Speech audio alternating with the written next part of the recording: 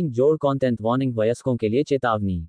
ये कहानी 18 वर्ष से अधिक आयु के दर्शकों के लिए है। इसमें कुछ ऐसे दृश्य, भाषा या विषय हो सकते हैं जो बच्चों के लिए उपयुक्त नहीं हैं। कृपया विवेक से सुनें। कहानी की प्रकृति। यह एक काल्पनिक कथा है। इसमें प्रस्तुत सभी पात्र, घटनाएं और स्थान पुनर्तः लेखक की कल्पना का परिणाम हैं। इनका किसी भी वास्तविक व्यक्ति, जाति, संस्कृति, समाज या धर्म से कोई संबंध नहीं है। इस कहानी का उद्देश्य केवल मनोरंजन है। हमारा किसी की धार्मिक, सामाजिक या सांस्कृतिक भावनाओं को आहत करने का कोई इरादा नहीं है। यदि किसी श्रोता को इस कहानी का कोई अंश अनुचित या असंगत प्रतीत हो, तो कृपया इसे एक काल्पनिक और मनोरंजनात्मक रचना के रूप में लें। इस कहानी का पूरा श्रेय ऑडियो तले एफएम को जाता है। गंगा का जल आज असामान्य रूप से शांत था। न हवा थी, न पक्षियों की आवाज, केवल मंत्रों की धीमी, भारी गूंज जो तट पर बने विशाल यज्ञ मंडप से उड़कर आकाश में ठहर जाती थी। चांदी की जंजीरों में जकड़ा हुआ वह घुटनों के बल बैठा था। कभी उसके नाम से राजाओं की नींद उड़ जाती थी। आज उसका सिर झुका हुआ था, पर टूटा नहीं। उसकी पीठ पर कोड़े के ताज़ा निशान थे। रक्त बहकर कमर तक जम चुका था। कंधों पर धूल और राख चिपकी थी, फिर भी उसकी रीढ़ सीधी थी, जैसे वह अभी भी किसी सिंहासन पर बैठा हो। सभा स्थान अर्धवृत्ताकार था। पत्थर की ऊंची आसंदियों पर विभिन्न गुरुकुलों के आचार्य बैठे थे। केसरिया, सफेद, गेरुए वस्त्र, माथों पर भस्म, चंदन, रक्त चिन्ह। बीच में वह, और सबसे ऊंची आसंदी पर वह। उसकी दृष्टि उठी। नीले रेशमी वस्त्र, कंधों पर स्वर्ण जटित कवच, ललाट पर त्रिपुंड, बाल पहले से अधिक छोटे, सधे हुए, आंखें ठंडी। महाधिष्ठात्री आर्या देविका, सभा के एक वृद्ध ने घोषणा की, दोषी को अंतिम अवसर दिया जाए। वह काली अग्नि हल्का हंसा। जंजीरें खनकी। अंतिम अवसर। उसकी आवाज थकी हुई थी, पर कापी नहीं। कब से आप लोग अवसर देने लगे? सभा में हलचल हुई। एक युवा आचार्य क्रोध से उफनता हुआ अचानक खड़ा हो गया। उसकी आंखों में आग जल रही थी। अब भी व्यंग्य कर रहे हो? उसने कड़कती आवाज में कहा। तुम्हारी वजह से 108 शिष्यों की 7 चक्र भस्म हो चुकी हैं। उसने गर्दन टेढ़ी की। कमजोर थे। भीड़ में से एक महिला की सिसकी सुनाई दी। सैनिकों ने उसे पीछे धकेल दिया। देविका ने हाथ उठाया। शोर थम गया। वह धीरे धीरे खड़ी हुई। उसके खड़े होते ही शंखनाद हुआ, जैसे कोई युद्ध फिर से आरंभ हो रहा हो। वो सीढ़ियां उतरकर उसके सामने आई। दोनों के बीच केवल एक भुजा भर की दूरी थी। तुम्हें पश्चाताप है? उसने पूछा। उसने ऊपर देखा, सीधे उसकी आंखों में। तुम चाहती हो कि हो? उसके चेहरे पर कोई भाव नहीं आया। ये तुम्हारा अंतिम उत्तर है? वह झुका नहीं। तुमने मुझे तब नहीं रोका जब मैंने साम्राज्य तोड़ा, आज क्यों रोकोगी? एक पल। गंगा की सतह पर हल्की लहर उठी। सभा के प्रधान ने ऊंचे स्वर में मंत्रोच्चार प्रारंभ किया। चारों दिशाओं में अग्निकुंड प्रज्वलित हुए। धुएं की लकीरें आकाश में मिलकर एक चक्र बनाने लगीं। काली अग्नि, प्रधान ने घोषणा की, तुम पर आरोप है निषिद्ध तंत्र साधना, प्राणहरण और देव विरुद्ध अस्त्र प्रयोग का। क्या तुम इन आरोपों को स्वीकारते हो? उसने मुस्कराकर कहा, आपने जो सुना है वही सत्य मान लीजिए। स्पष्ट उत्तर दो। एक अन्य आचार्य गरजा। उसने गर्दन मोड़ी, जैसे थक गया हो। हाँ, मैंने किया, और जो नहीं किया उसका श्रेय भी दे दीजिए।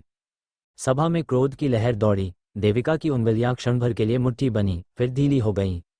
दंड, प्रधान ने घोषणा की, चक्रवध। 4 सैनिक आगे बढ़े। उनके हाथों में विशाल त्रिशूल थे, जिनकी नोक पर नीली ज्वाला जल रही थी, विशेष मंत्रों से अभिमंत्रित। जंजीरों को और कस दिया गया। उसकी कलाई से रक्त की नई धार निकली। वह झुका नहीं। देविका उसके और निकट आई, इतनी कि उसके केश उसकी भुजा से छू गए। तुमने मुझे धोखा दिया, उसने धीमे स्वर में कहा, जो केवल वही सुन सकता था।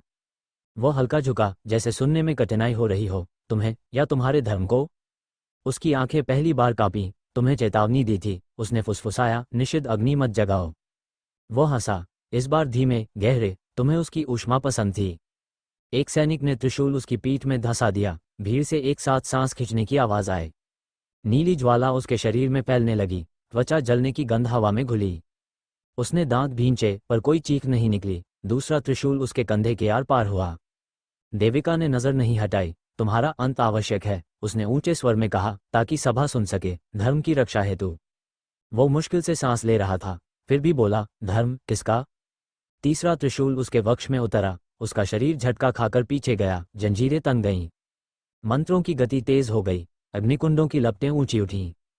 प्रधान ने अंतिम घोषणा की, प्राणाग्नि विच्छेद। देविका ने स्वयं आगे बढ़कर उसके ललाट पर अंगूठा रखा। उसके नाखून से रक्त की एक बूंद निकली।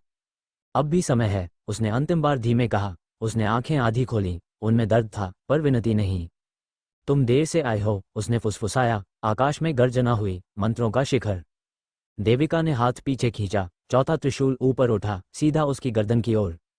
भीड़ ने सांस रोक ली। नीली ज्वाला की धार हवा चीरती हुई नीचे उतरी और त्रिशूल की नोक उसकी त्वचा से छू गई। क्षण थम गया, जैसे समय ने स्वयं अपनी श्वास रोक ली हो। त्रिशूल की नोक गर्दन में धंसी, मांस फटा, रक्त की एक गर्म रेखा नीचे बह निकली। भीड़ से दबा हुआ क्रंदन उठा, फिर मंत्रों की आवाज उसे ढंक गई। पर उसी क्षण उसे कुछ और महसूस हुआ। दर्द नहीं, दर्द तो वह पहचानता था, ये कुछ और था। उसकी प्राण नाड़ी में, जहां से नीली ज्वाला भीतर उतर रही थी, एक सूक्ष्म काली चिंगारी टकराए। काली, वह ज्वाला उसकी नहीं थी। उसने आंखें खोलीं, आधी दृष्टि धुंधली थी। रक्त उसके गाल से होकर ठुड्डी तक आ चुका था। पर उसकी दृष्टि ऊपर नहीं गई, देविका पर भी नहीं। उसने बाएं देखा। सभा के तीसरे वलय में, जहां निम्न आचार्य बैठे थे, एक चेहरा। सफेद दाढ़ी, झुकी हुई आंखें, स्थिर मुख। आचार्य वत्सराज। उसके पुराने गुरु, वही जिसने उसे पहली बार निषिद्ध तंत्र का सूत्र दिखाया था और फिर सार्वजनिक रूप से उसका विरोध किया था। वत्सराज की आंखें उससे मिलीं, एक क्षण, और उस क्षण में भय था। भय नहीं, गणना। जैसे वह देख रहा हो, क्या यह वध सफल होगा? त्रिशूल की ज्वाला भीतर और धंसी, उसकी प्राण नाड़ी फटने लगी, शरीर का पा। मगर उसी टूटती हुई नाड़ी में उसे स्पष्ट अनुभव हुआ, उसकी प्राणाग्नि को कोई बाहर से खींच रहा था। चक्रवध की विधि में ऐसा नहीं होता। चक्रवध प्राण को काटता है, ये कोई उसे सोख रहा था। उसने खांसते हुए रक्त उगला, आवाज टूटी पर निकली, ये तुम्हारा मंत्र नहीं है। प्रधान आचार्य ने भौहें सिकोड़ दी। मंत्र पूर्ण है, उसका प्राण विघटित हो रहा है। झूठ, उसने बमुश्किल कहा। देविका ने झुककर उसके चेहरे को देखा। क्या कहना चाहते हो? उसने फिर बाएं देखा। वत्सराज अब मंत्रोच्चार कर रहा था। होंठ हिल रहे थे, पर उसका लय बाकी मंत्रों से अलग था। सूक्ष्म, अलग। उसकी दृष्टि तेज हो गई। हाँ, वो वही लय थी। निषिद्ध तंत्र, अग्नि आहरण, जो उसने कभी अधूरा सीखा था। वत्सराज ने उसे सिखाया था, ये केवल ज्ञान के लिए है। झूठ, वह उसे इसलिए सिखा रहा था क्योंकि वह पूर्ण नहीं कर सकता था। त्रिशूल की ज्वाला उसकी रीढ़ तक पहुंच गई, पैर सुन्न होने लगे। देविका ने कठोर स्वर में पूछा, क्या कहना चाहते हो, बोलो। वह हंसा, खून के साथ बुलबुले उठे। तुम्हें किसने ये कह दिया कि मैंने देवताओं के विरुद्ध कोई अस्त्र गढ़ने की चेष्टा की थी? देविका का चेहरा क्षण भर कड़ा हुआ। गुरु वत्सराज ने साक्ष्य प्रस्तुत किया। उसकी आंखें चमकीं। साक्ष्य, उसने बमुश्किल दोहराया। फिर उसकी दृष्टि सीधी वत्सराज पर टिकी। वृद्ध ने मंत्र की गति और तेज कर दी। अब स्पष्ट था, नीली ज्वाला उसके भीतर केवल जल नहीं रही थी, कोई उसकी काली अग्नि को बाहर खींच रहा था। उसकी अपनी शक्ति, उसकी साधना, उसके वर्षों की तपस्या चुरा रहा था। उसने बमुश्किल स्वर निकाला। वत्सराज की आंखें फिर उससे मिलीं। इस बार एक क्षीण मुस्कान, बहुत हल्की, जैसे कोई गणित का कठिन प्रश्न हल कर चुका हो। त्रिशूल चौथा भी धंस गया। गर्दन से रक्त फव्वारे की तरह नहीं, बल्कि मोटी धार बनकर बहा। भीड़ अब जय घोष कर रही थी, धर्म की जय, अधर्म का नाश।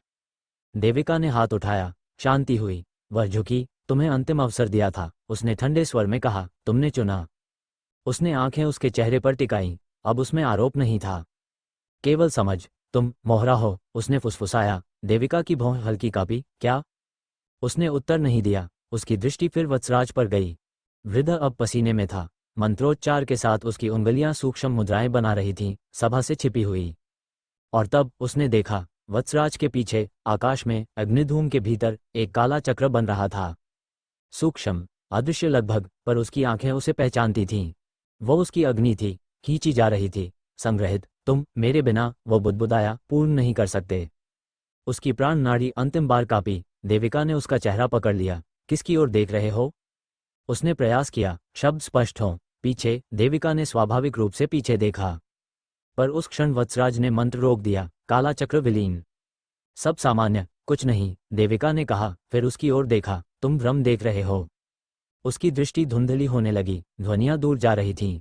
भीड़, मंत्र, गंगा की लहर, सब पीछे हटते हुए। केवल एक बात स्पष्ट थी, उसे युद्धभूमि में नहीं हराया गया था, उसे प्रयोग किया गया था। त्रिशूलों की ज्वाला भीतर अंतिम बार भड़की। उसकी रीढ़ की जड़, मूलाधार चक्र के समीप, एक अतिसूक्ष्म काली बूंद शेष रह गई थी, और शेष सातों चक्रों में भी कहीं कहीं वैसी ही अत्यंत महीन अंधेरी कणिकाएं अब भी टिमटिमा रही थीं। इतनी छोटी कि कोई देख न सके, पर वह जीवित थी। उसने अंतिम सांस खींची। देविका की आंखें उसके चेहरे पर थीं। अब समाप्त, उसने कहा। उसकी गर्दन ढीली पड़ गई। जंजीरें स्थिर, त्रिशूल जमे हुए। भीड़ से विजय ध्वनि उठी, और उसी क्षण उसके भीतर की वह सूक्ष्म काली बूंद कांपी, जैसे राख के नीचे दबा अंगारा अंतिम बार लाल हुआ हो। त्रिशूल अब भी उसके शरीर में धंसे थे, रक्त ठंडा होने लगा था, गर्दन एक ओर झुक चुकी थी, आंखें आधी खुली, पर उनमें जीवन का प्रतिबिंब नहीं। सभा ने निर्णय घोषित कर दिया था, प्राणाग्नि विच्छेद पूर्ण। पर भीतर अंधकार नहीं आया। पहले उसे लगा यह मृत्यु का विस्तार है, एक लंबा खींचा हुआ शून्य। फिर उसने महसूस किया वह गिर रहा है, शरीर नहीं, कुछ और। जैसे चेतना किसी गहरे कुएं में उतर रही हो, बिना दीवारों के, बिना तली के। चारों ओर स्याह शून्य, न मंत्र, न भीड़, न देविका, न वत्सराज। केवल गिरना, और उस गिरते हुए शून्य में वह बूंद, वही सूक्ष्म काली बिंदु मूलाधार के पास जो बची थी। अब वो अलग थी, शरीर से मुक्त, जैसे उसकी समूची सत्ता उस एक बिंदु में सिमट गई हो। ये मृत्यु है, उसकी चेतना में विचार उठा, पर विचार भी पूरा नहीं बना। शब्द जैसे पिघलकर आकार खो देते थे। गिरना जारी, अचानक धप, न आवाज, न टक्कर, बस गिरना थम गया। वो तैर रहा था शून्य में, और उस शून्य में धीरे धीरे धुंधली आकृतियां बनने लगीं। अग्निकुंड, गंगा का तट, त्रिशूल, पर वे स्थिर नहीं थे, जैसे स्मृति हो जो पूरी नहीं बन पा रही। फिर एक और दृश्य उभरा, गुरुकुल का आंगन। वह युवा था, घुटनों तक धोती, बाल खुले, सामने वत्सराज। निषिद्ध तंत्र का उद्देश्य केवल उसे जानना है। गुरु का स्वर गंभीरता से प्रतिध्वनित हुआ, जो इसे सिद्ध करने का साहस करेगा वह देवों और दानवों दोनों का शत्रु बन जाएगा। दृश्य टूट गया, अंधकार फिर घना, उस काली बूंद से हल्की गर्मी उठी। वो गर्मी फैलने लगी, जैसे वह शून्य को पहचान रही हो। मैं समाप्त नहीं हुआ, चेतना में एक कंपन उठा, और तभी धक, एक ध्वनि बहुत दूर से, फिर धक, फिर धक धक, नियमित, लयबद्ध। उसने ध्यान लगाया, यह मंत्र नहीं था, न शंखनाद, ये धड़कन थी, हृदय की। पर उसका शरीर तो गंगा तट पर पड़ा था, प्राण विच्छेद पूर्ण हो चुका था। फिर यह धड़कन किसकी? धक धक धक। हर धड़कन के साथ शून्य में हल्की लहर उठती, जैसे कोई दरवाजा भीतर से खटखटा रहा हो। उस काली बूंद ने उस लय की ओर खींचना शुरू किया, पहले धीमे, फिर तेज। शून्य खींचने लगा, जैसे सुरंग बन रही हो। धड़कन स्पष्ट होती गई, धक धक धक। अब उसमें दर्द था, घबराहट, सांस की खड़खड़ाहट। ये किसी जीवित शरीर की धड़कन थी जो संकट में था। उसकी चेतना उस ध्वनि की ओर लपकी। अचानक एक झटका, अंधकार फट गया। सफेद प्रकाश नहीं, बल्कि धूल, मिट्टी की गंध, पसीने की तीखी गंध, और चाबुक की आवाज, चटाक, किसी की कराह। धड़कन तेज, धक धक धक धक। उस काली बूंद को जैसे किसी संकीर्ण स्थान में धकेला गया। संकरी नाड़ियां, टूटी हुई प्राण रेखाएं, कमजोर, बिखरी हुई ऊर्जा। ये चेतना कांपी। ये शरीर उसका नहीं था, ये प्राणपथ उसका नहीं था। चक्र अवरुद्ध, नाड़ियां जली हुई, और हृदय तेजी से धड़कता हुआ। चटाक, फिर चाबुक। उठ, नाटक मत कर, किसी युवक की कठोर आवाज।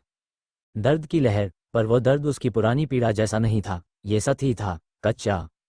उस काली बूंद ने उस शरीर के मूलाधार को छुआ। टूटे हुए चक्र में हल्की चिंगारी जली।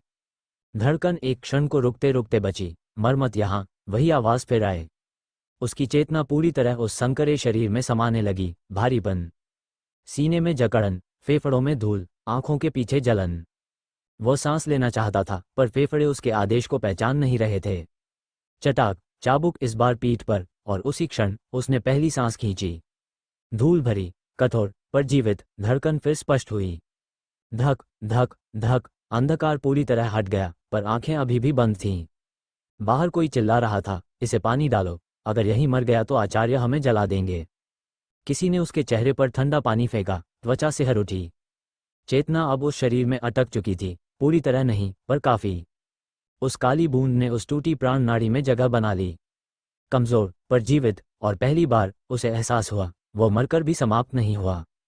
वो किसी और के भीतर धड़क रहा था। बाहर से आवाज आई, आंख खोल, कीड़े। उसकी पलकों ने हल्का सा कांपना शुरू किया। पलकें कांपीं, भारी, जैसे किसी और की हों। धूप सीधे आंखों पर पड़ रही थी, तेज, चुभती हुई। उसने उन्हें आधा खोला। सब धुंधला, अंडस को आकाश नहीं, मिट्टी का आंगन, पीली धूल जिस पर पसीने और पैरों के निशान थे। और उसके सामने नंगे पांव खड़ा एक युवक, उम्र 20 के आसपास, चौड़ा सीना, भुजाएं कसी हुई, माथे पर लाल तिलक, हाथ में चमड़े का चाबुक। ओह! युवक झुका, उसके चेहरे के पास आकर बोला, मरा नहीं अभी तक। उसकी सांस में तंबाकू और इलायची की मिली जुली गंध थी। वो बोलना चाहता था पर गला सूखा था, जीभ जैसे किसी और की पीठ पर आग सी जलन थी। उसने हल्का सा करवट लेने की कोशिश की। सारी देह चीख उठी, कमजोर, हड्डियां हल्की, मांसपेशियां ढीली। ये शरीर युद्ध का नहीं था, नाटक कर रहा है। युवक सीधा हुआ। 3 दिन से हम लोगों से भाग रहा है, आज देखता हूं कैसे भागता है। चटाक, चाबुक फिर उतरा। इस बार उसने दांत भींचे, आवाज नहीं निकाली। युवक थिदका, अरे, आवाज कहाँ गई तेरी? आसपास खड़े अन्य शिष्य हंसे। शायद सच में मर गया था थोड़ी देर। एक बोला, कौन रखेगा ऐसे को अखाड़े में, प्राण भी नहीं जागे इसके। प्राण शब्द भीतर गूंजा। उसने आंखें पूरी खोल दी। आंगन चौकोर था, चारों ओर पत्थर की दीवारें, एक ओर तुलसी का चौरा, दूसरी ओर लकड़ी के शस्त्र टंगे हुए। गुरुकुल, हाँ, ये किसी बड़े नगर का नहीं, वन सीमा का छोटा गुरुकुल था। दीवारों पर चूने की परत उखड़ी हुई, कुएं के पास रस्सी लटक रही थी। उसने भीतर देखने की कोशिश की, नाड़ियां, प्राणपद। और जैसे ही उसने ध्यान केंद्रित किया, झटका, दर्द की लहर रीढ़ से सिर तक दौड़ी। नाड़ियां टूटी हुई थीं, जली हुई, जैसे किसी ने भीतर से उन्हें खुर्च दिया हो। मूलाधार बंद, स्वादिष्ठान सूखा, मणिपुर लगभग मृत। ये शरीर कभी प्राण जागरण तक नहीं पहुंचा था, और अब उसमें वह था। काली बूंद हल्के से कांपी, कमजोर शरीर में वह बिंदु जैसे विशाल लग रहा था, पर ऊर्जा नहीं थी। युवक फिर झुका, सुन रहा है ना, अर्जुन? अर्जुन तो ये नाम है। उठ। युवक ने उसकी ठुड्डी चाबुक की मूठ से ऊपर उठाई, या फिर मैं उठाऊं? उसने पहली बार बोलने की कोशिश की, आवाज खुरदरी निकली, हटा हाथ। आसपास हंसी फूटी। युवक की भौं उठी, ओह, आज तो जवाब भी देगा। उसने धीरे धीरे हथेली मिट्टी पर टिकाई, देह कांपी। मांसपेशियां साथ नहीं दे रहीं, पर उसने उठना शुरू किया। घुटने मुड़े, रीढ़ सीधी होने लगी, हर इंच ऊपर उठते हुए जैसे भीतर की टूटी नाड़ियां विरोध कर रही थीं। युवक पीछे हट गया, आंखों में मनोरंजन, देखो देखो हमारा महान योद्धा। वो खड़ा हो गया, लड़खड़ाता हुआ, पर खड़ा। धूप आंखों में चुभ रही थी, पसीना माथे से बहकर आंखों में जा रहा था। उसने चारों ओर देखा, कोई उसे दया से नहीं देख रहा था, न उपहास से, बस तिरस्कार, कमजोर, अयोग्य, अतिरिक्त बोझ।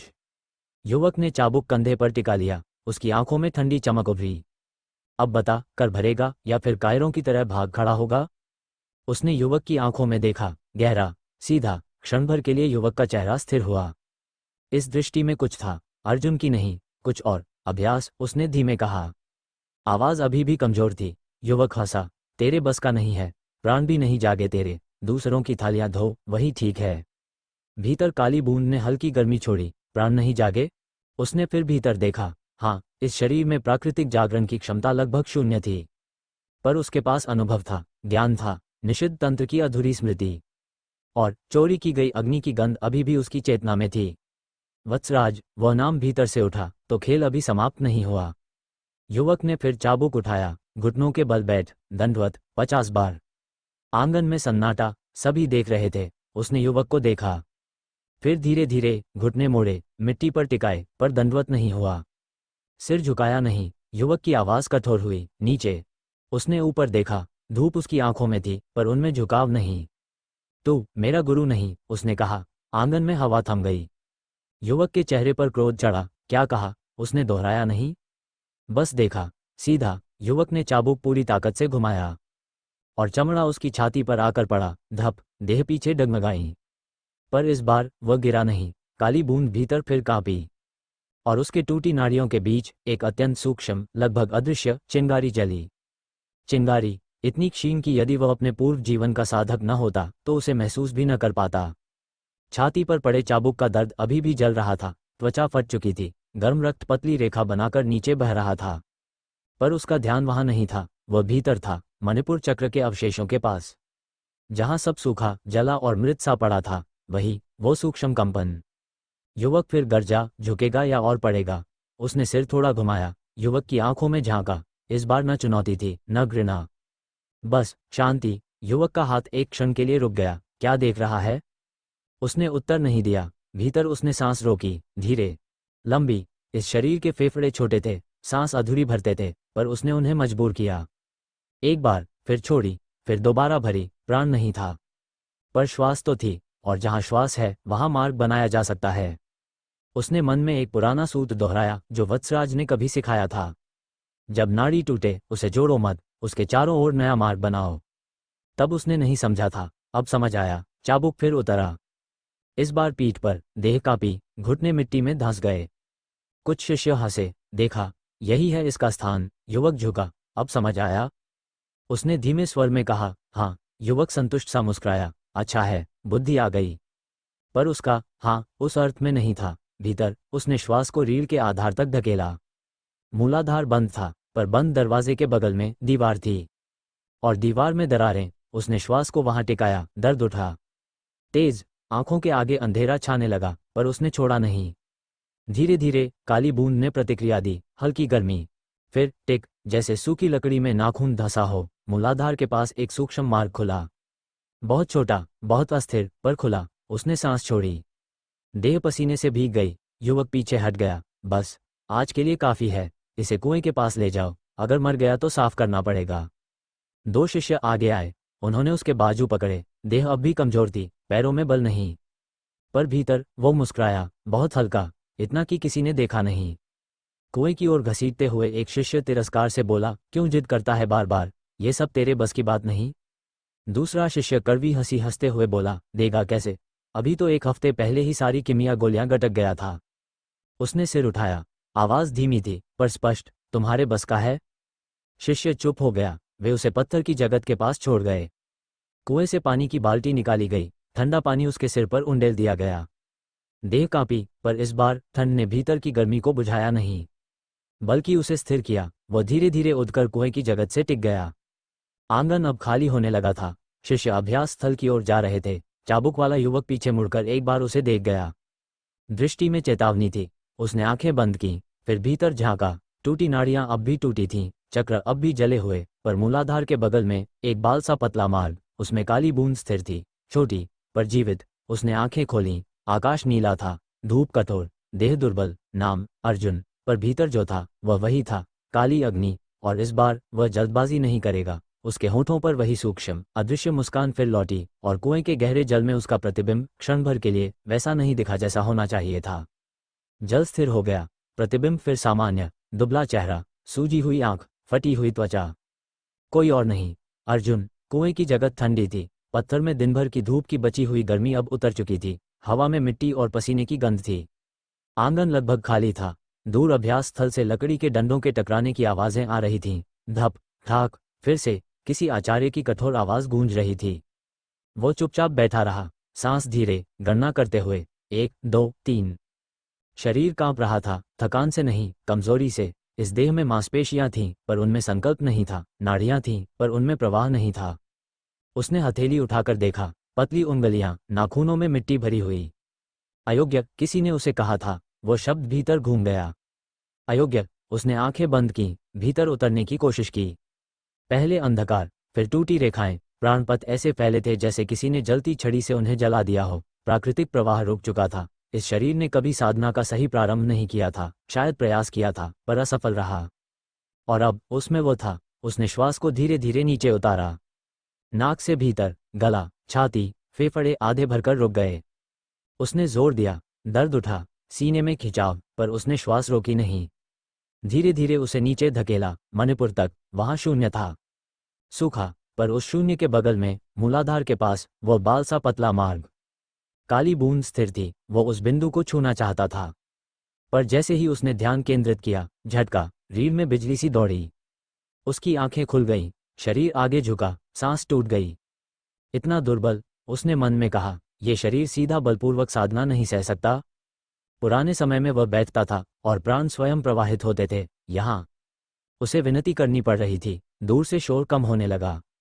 अभ्यास समाप्त हो रहा था। यदि कोई उसे यहाँ ध्यान में बैठा देख लेता तो उपहास बनता, या फिर दंड। उसने धीरे धीरे उठने की कोशिश की, पैरों में कंपन। जगत पकड़कर खड़ा हुआ। रात उतर रही थी। आकाश बैंगनी होने लगा था।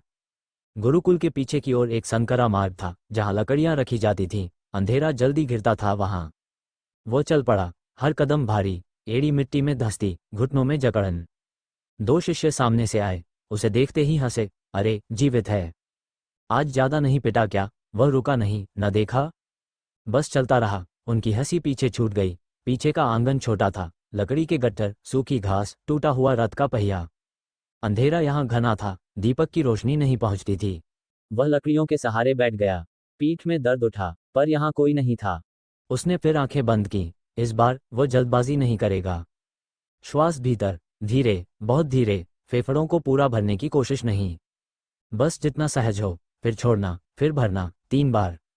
5 बार, 10 बार, धीरे धीरे हृदय की धड़कन स्थिर हुई। अब उसने श्वास को नाड़ी में धकेलने की कोशिश नहीं की। बस उसे देखने लगा, जैसे कोई नदी सूख चुकी हो पर तल अब भी मौजूद हो। वह नाड़ियों के किनारों को महसूस कर रहा था, जहां दरारें थीं, जहां जलन थी। और फिर बहुत सावधानी से उसने श्वास को मूलाधार के पास रोका। सीधा धकेला नहीं, बस रोका। वहां 1 क्षण, 2 क्षण। दर्द नहीं आया, केवल हल्की गर्मी, काली बूंद ने प्रतिक्रिया दी। सूक्ष्म, पर इस बार झटका नहीं। उसने श्वास छोड़ी, फिर दोहराया। फिर समय बीत रहा था, आकाश गहरा हो चुका था, दूर कहीं शंख बजा, रात्रि भोजन का संकेत। उसे जाना चाहिए था, पर उसने आंखें नहीं खोलीं।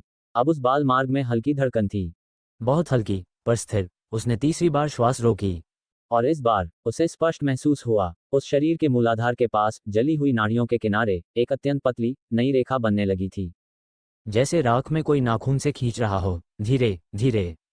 अचानक पीछे कदमों की आहट, किसी के रुकने की आवाज।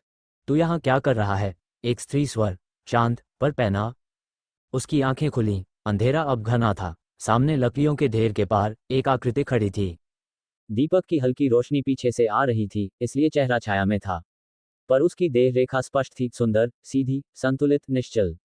वो खड़ी नहीं थी, वो देख रही थी। तू यहाँ क्या कर रहा है? वही स्वर फिर आया। न ऊंचा, न क्रोधित, बस सीधा। उसने कुछ क्षण उसे देखा, फिर सामान्य स्वर में कहा, बैठा हूँ। हल्की खामोशी। वो एक कदम आगे बढ़ी। अब चेहरा आधा रोशनी में आया। उम्र लगभग 19-20, गहरा सफेद रंग पर दीपक की लौ की झिलमिल, बाल कसकर पीछे बंधे, आंखें स्थिर। गले में रुद्राक्ष की छोटी माला। वस्त्र साधारण शिष्या जैसे नहीं थे, कमर पर पतली चांदी की करधनी, पैरों में घुंघरू नहीं, पर टखनों पर हल्की धातु की पत्तियां। रात्रि भोजन का शंख बज चुका है, उसने कहा। या तूने तय कर लिया है कि आज भी उपवास करेगा? उसने उत्तर देने से पहले श्वास को सामान्य किया।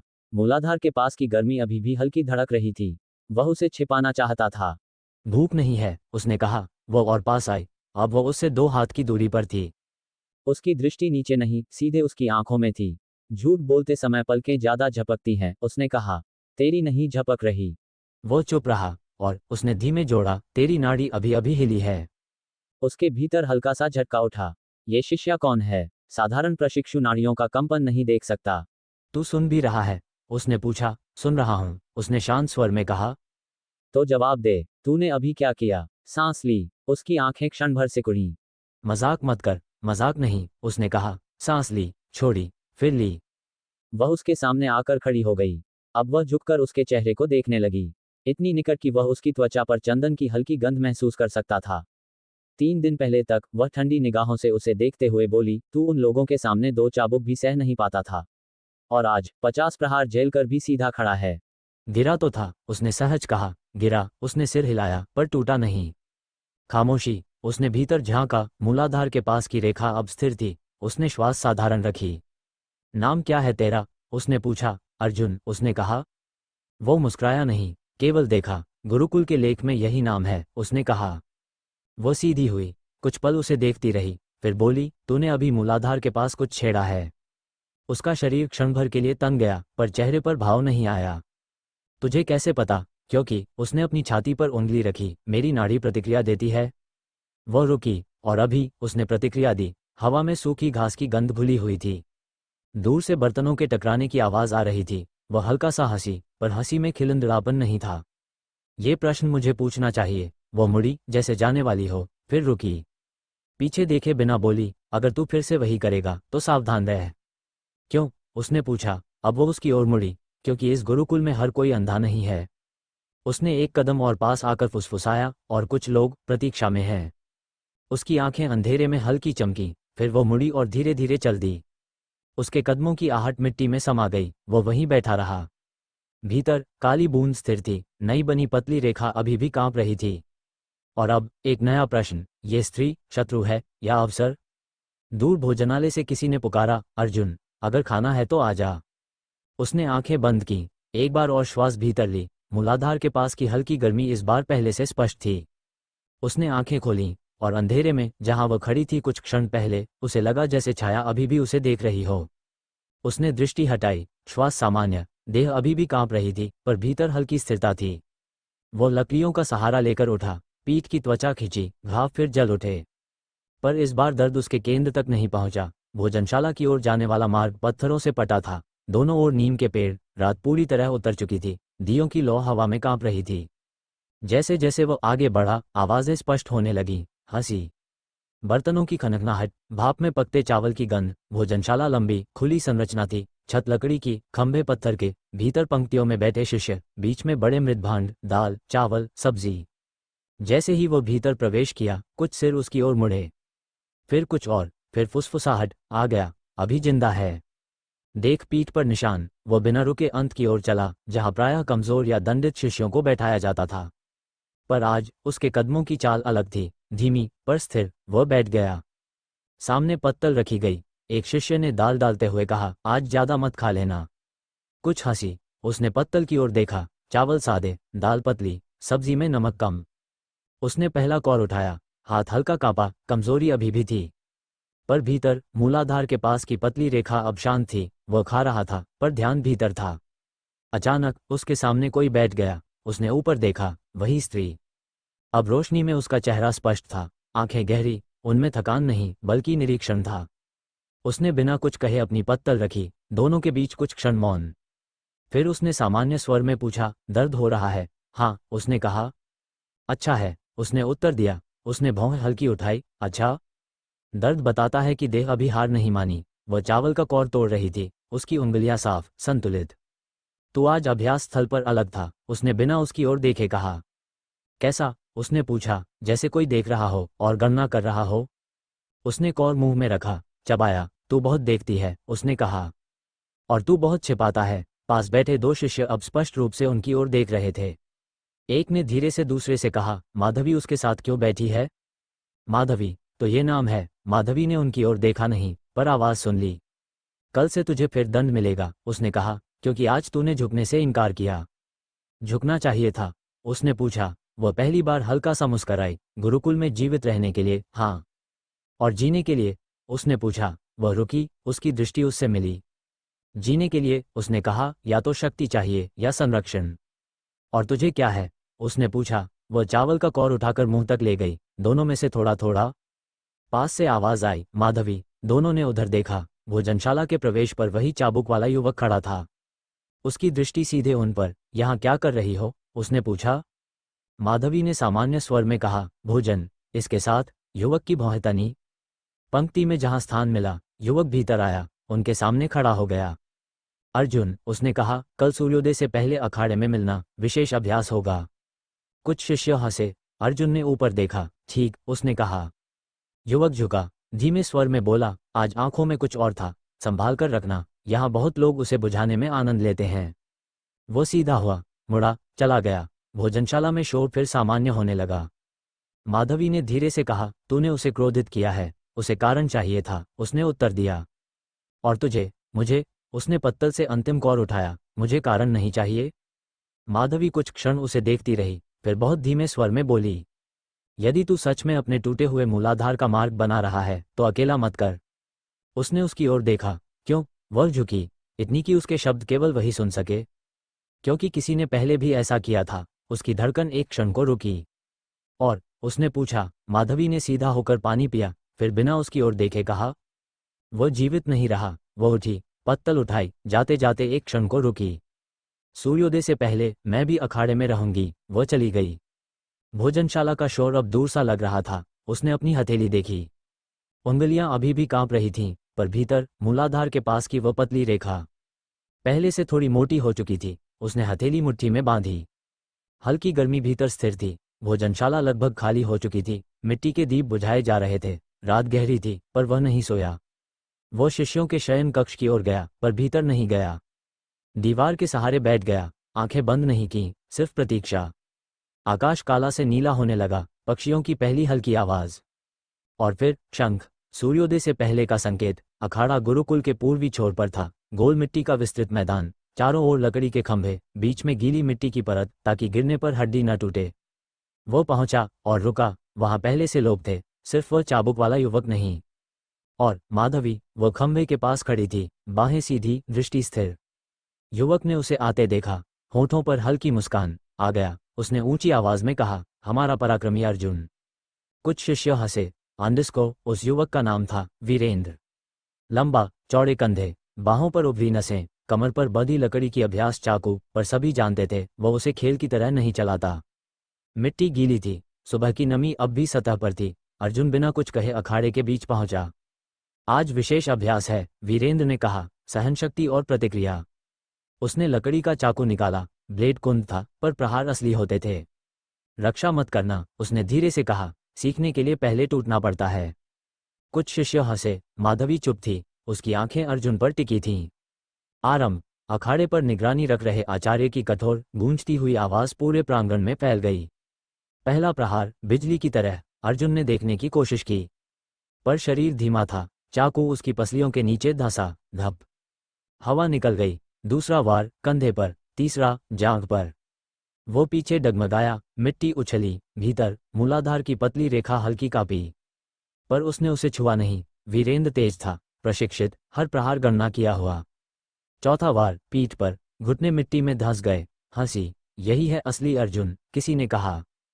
पांचवां वार, चेहरे के पास। ब्लेड कान छूता हुआ निकला, खून की पतली रेखा। अर्जुन गिर पड़ा। मिट्टी ठंडी थी, सांस टूट रही थी। उठ, वीरेंद्र ने कहा, अभी तो शुरुआत है। उसने बाल पकड़कर उसे घसीटा। घुटनों के निशान मिट्टी पर बनते गए। माधवी का हाथ खंभे पर कस गया। छठा वार, पेट पर। इस बार दर्द गहरा गया। अर्जुन की दृष्टि धुंधली होने लगी। भीतर मूलाधार के पास की काली बूंद स्थिर थी।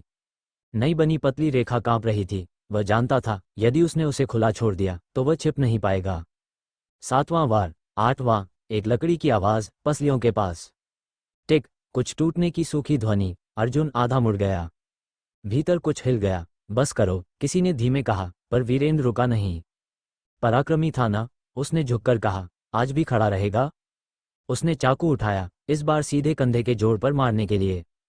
और उसी क्षण अर्जुन की आंखें खुली, गहरी, स्थिर, दर्द से नहीं, शून्य से। भीतर उसने श्वास ली, गहरी नहीं, बस उतनी जितनी पर्याप्त हो।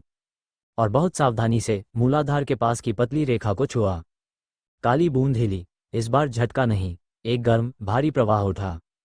पर उसने उसे बाहर नहीं आने दिया, न त्वचा तक, न नाड़ियों में फैलने दिया। उसने उसे मांसपेशियों के भीतर रोका, जैसे राख के भीतर आग दबाई जाती है। उसकी जांघ की मांसपेशियां कस गईं, पीठ के स्नायु तने। पर बाहर से वो अब भी टूटा हुआ दिख रहा था। वीरेंद्र ने वार किया, और उसी क्षण अर्जुन ने करवट बदली। पहली बार प्रहार खाली गया। क्षण भर का अंतर, बस उतना ही चाहिए था। अर्जुन की मुट्ठी मिट्टी में धंसी।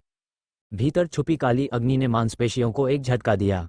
उसने पूरा बल एक ही बिंदु में समेटा, और ऊपर की ओर उठते हुए उसकी कोहनी सीधे वीरेंद्र की पसलियों के नीचे लगी। धड़ाम। आवाज अलग थी, साधारण मांस पर प्रहार जैसी नहीं, कुछ भीतर धंसा।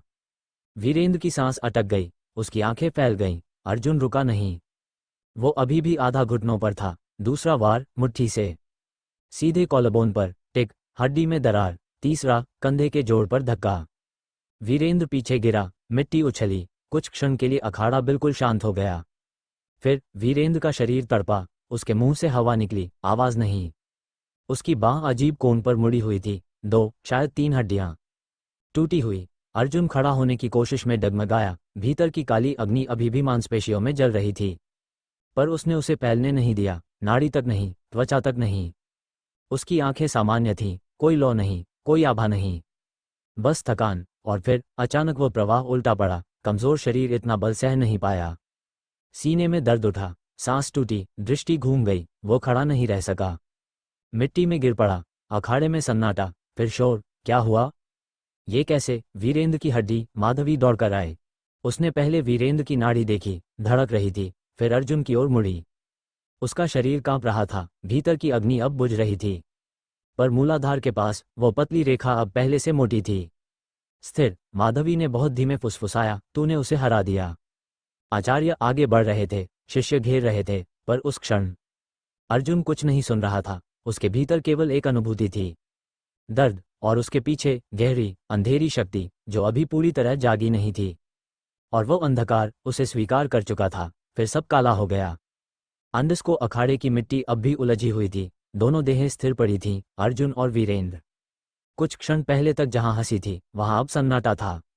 ये कैसे हुआ? वीरेंद्र गिर गया, उसकी बांह देखो। फुसफुसाहटें हवा में तैर रही थीं, माधवी घुटनों के बल बैठी थी, उसकी उंगलियां पहले वीरेंद्र की कलाई पर गईं, नाड़ी चल रही थी, तेज, अस्त व्यस्त। फिर उसने अर्जुन की नाड़ी जांची, धीमी पर गहरी। दोनों को चिकित्सालय ले जाओ, एक आचार्य की कठोर आवाज आए।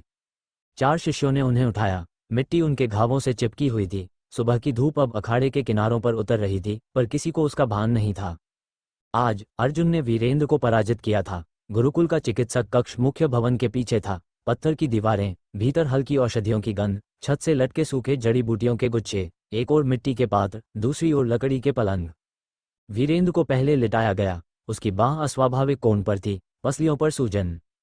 2 हड्डियां तो निश्चित टूटी हैं, वैद्य ने गंभीर स्वर में कहा। अर्जुन को दूसरे पलंग पर रखा गया, उसकी पीठ पर चाबुक और प्रहारों के पुराने निशान थे, पसलियों के नीचे नीला पड़ता मांस, होंठ फटा हुआ। पर भीतर मूलाधार के पास की वह रेखा शांत थी, स्थिर, मानो कुछ हुआ ही ना हो। धीरे धीरे अंधकार में हल्की रोशनी घुलने लगी। अर्जुन की चेतना लौटी, पहले धुंधला, दीवारें जैसे पानी के भीतर दिखती हों। फिर ध्वनियां, कहीं पास में किसी के दांतों से फल काटने की हल्की आवाज। उसने पलकें झपकाई, दृष्टि साफ होने लगी। सबसे पहली स्पष्ट चीज, माधवी। वह उसके बगल में एक लकड़ी की चौकी पर बैठी थी, हाथ में फल, शायद सेब जैसा लाल जंगली फल। वह शांत भाव से उसे खा रही थी। बाल आज खुले नहीं थे, पर कुछ लंटें ढीली होकर गाल के पास आ गई थीं। जब उसने देखा कि उसकी आंखें खुल गई हैं, उसने बिना चौंके बस उसे देखा। जाग गया? उसने सामान्य स्वर में पूछा। अर्जुन ने बोलने की कोशिश की, गला सूखा था। माधवी ने फल का एक टुकड़ा तोड़ा और उसकी ओर बढ़ाया। खाएगा? वह कुछ क्षण उसे देखता रहा, फिर धीरे से सिर हिलाया। हाँ। उसने फल उसके हाथ में रख दिया। वैद्य ने कहा है पसलियों में दरार है, उसने बताया, पर जान को खतरा नहीं। वीरेंद्र, उसकी आवाज धीमी थी, जिंदा है, माधवी ने कहा, पर कुछ समय तक चाबुक नहीं चला पाएगा। उसकी आंखों में हल्की, अनकही मुस्कान थी। कमरे में कुछ पल शांति रही। अर्जुन धीरे धीरे फल चबा रहा था, शरीर भारी था, पर भीतर वो काली अग्नि बुझी नहीं थी, बस गहराई में चली गई थी। माधवी ने फल का अंतिम कौर खाया, हाथ झाड़े, फिर खड़ी हो गई। चलो, उसने सहज स्वर में कहा, अब तू जाग गया है तो मैं चलती हूँ। वो मुड़ी। अर्जुन उसे जाते हुए देखता रहा, कुछ भीतर हिला। न मूलाधार, न अग्नि, कुछ और। माधवी, उसने पुकारा। वो रुकी, मुड़ी नहीं, बस ठिठक गई। तुम मेरी मदद क्यों कर रही हो? उसने पूछा। कमरे में हल्की हवा चली, जड़ी बूटियों की गंध हिली। कुछ क्षण मौन रहा, फिर वो बिना मुड़े दरवाजे की ओर बढ़ते हुए बोली, वक्त आने पर तुम्हें पता चल जाएगा। दरवाजे की चौखट पर पहुंचकर उसने क्षण भर ठहरकर जोड़ा, और उस वक्त शायद मुझे भी। फिर वो बाहर चली गई। दरवाजा आधा खुला रह गया। अर्जुन छत की ओर देखता रहा। प्रश्न बढ़ गए थे। माधवी कौन है? उसे उसकी नाड़ी की गति कैसे महसूस होती है? और क्या वो सच में सहायता कर रही है, या किसी बड़ी प्रतीक्षा का हिस्सा है? उसने धीरे से आंखें बंद की, भीतर उतरने की कोशिश की। मूलाधार के पास वह पतली रेखा अब स्पष्ट थी, पहले से मोटी, स्थिर, और काली बूंद पहले से अधिक भारी। आज उसने पहली बार उस अग्नि को शरीर में छुपाकर प्रयोग किया था, पर अगली बार क्या वह उसे उतनी ही आसानी से बांध पाएगा? बाहर गलियारे में कदमों की आहट गूंजी। किसी ने धीमे स्वर में कहा, आचार्य उसे देखना चाहते हैं। तो दोस्तों, आज की कहानी यहीं समाप्त होती है। अगर आपको हमारी कहानी पसंद आई हो तो channel audio tale FM channel को लाइक करें, सब्सक्राइब करें और बेल आइकन जरूर दबाएं, ताकि हमारी अगली रोमांचक कहानियां आप तक सबसे पहले पहुंचें। आपका हर एक लाइक और सब्सक्राइब हमें और बेहतर कहानियां बनाने की ताकत देता है। आपके कीमती समय और प्यार के लिए दिल से धन्यवाद। जल्द मिलेंगे एक नई रहस्यमयी कहानी के साथ। तब तक खुश रहिए, सुरक्षित रहिए।